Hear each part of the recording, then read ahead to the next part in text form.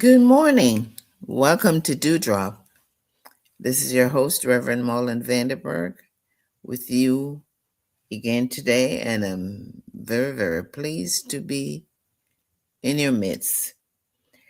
Today I'll be looking at the scripture in Daniel chapter 3, verses 12 through 23. And it's a very, I know all the scriptures are important, but I like this one because what we're going to see in this text is the unwavering faith. And that's what I'd like to talk on, unwavering faith of three men and how they stood for God. I'll read for you from verse 12 that says, "But there are some Jews, Shadrach, Meshach, and Abednego, whom you have put in charge of the province of Babylon. They pay no attention to you, your majesty. They refuse to serve your gods and do not worship the gold statue." Then Nebuchadnezzar, in rage and fury, gave the command to bring Shadrach, Meshach, and Abednego. So they brought these men before the king. King Nebuchadnezzar spoke, saying to them, "Is it true, Shadrach, Meshach, and Abednego, that you do not serve my gods or worship the gold image which I have set up?" They answered as follows: Shadrach, Meshach, and Abednego answered and said to the king, "O King Nebuchadnezzar, we have no need to answer you in this matter. If that is the case, our God, whom we serve, is able to deliver us from the burning fiery furnace, and he will deliver us from your hand, O king." But I need you to look at this verse coming up, verse 18. "But if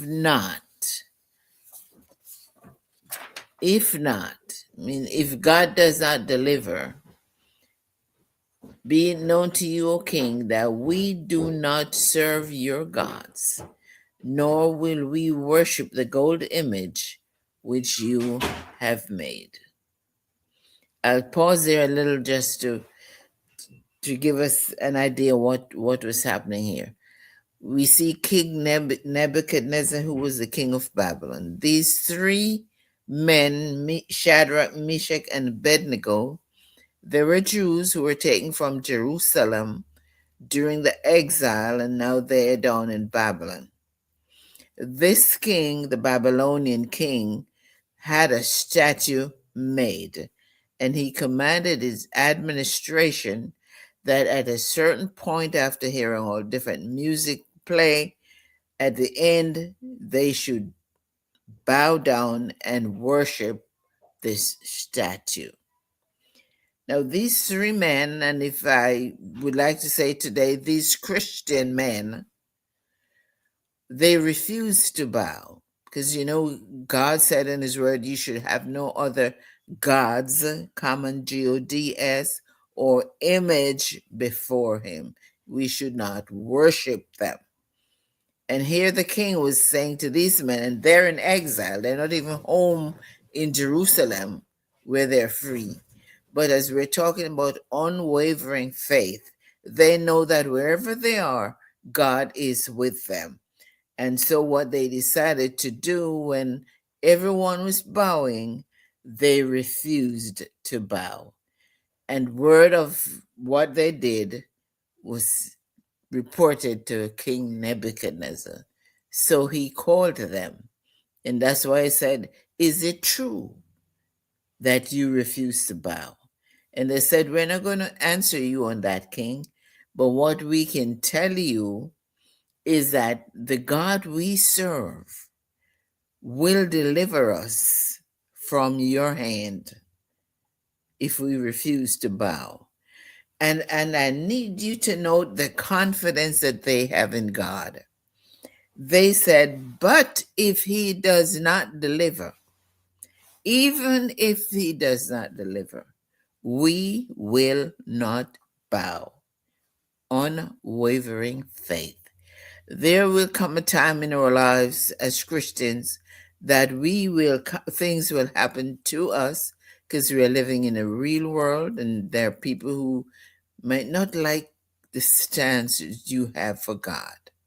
It may be in the workplace, it may be somewhere else, and others people are doing stuff. It may be among your friends, and that they're doing things that you, according to your belief and according to the scriptures, know that that's not godly.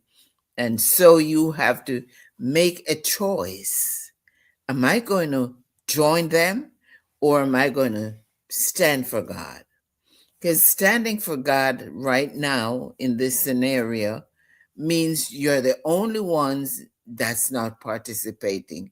You're standing on so they can look at you and say, oh, she did not bow, he did not bow, and report you to the authorities.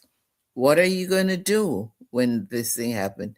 Are you going to still trust God, believing that he will deliver you? And this is what the three Hebrew men did. But note what they said. They told the king that the God we serve is able to deliver you. But if not, if he does not deliver, let it be known to you, O king, that we do not serve your gods, nor will we worship the gold image which you have set up. Bold, unwavering faith. This did not sit well with the king, and so he was furious, and he had his men, because the punishment for not bowing was to be thrown into the fiery furnace. And because he was so incensed, he had his men heat this furnace 7 times hotter than it would normally be. They were tied up. They put on all their clothes on them. They had everything on, tied them up.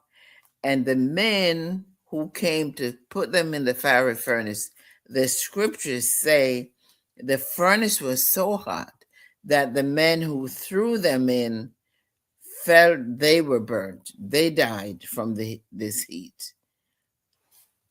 But the men who were thrown in, Shadrach, Meshach, and Abednego, the scripture continues to tell you that the king, the next day, I'm going to back up and read this for you. Therefore, because the king's command was urgent, the furnace exceedingly hot, the flame of the fire killed those men who took up Shadrach, Meshach, and Abednego. And these 3 men, Shadrach, Meshach, and Abednego, fell down bound in the midst of the burning fiery furnace. So if you can imagine, if they're thrown in there, death is the outcome. But it continues to say that then the king Nebuchadnezzar was astonished. That's the next day he looked out. And he rose in haste and spoke, saying to his counselors, did we not cast 3 men bound in the midst of the fire? They should be dead. They should be charred. Couldn't even find their bones. But this is what he said. Look, I see a 4th person. Now I see 4 men. I see 4 men loose, not bound, but loose. And then he said, I see them walking in the midst of the fire, and they're not hurt. And get this, the 4th man that I see is like the Son of God. Can you imagine when your enemy has to come back and say, wow, look what their God has done for them. So if you continue on your unwavering, bold faith, God will see you through. They were thrown in. They came back and said, Oh, we threw these men, but now I see four walking, not just laying there bound, but they're walking. And he said the fourth is like the Son of God. And you know what? The other verse, which I did not print, said that the king worshiped God. Because he looked and what he saw, he could only acknowledge that surely it must be their God.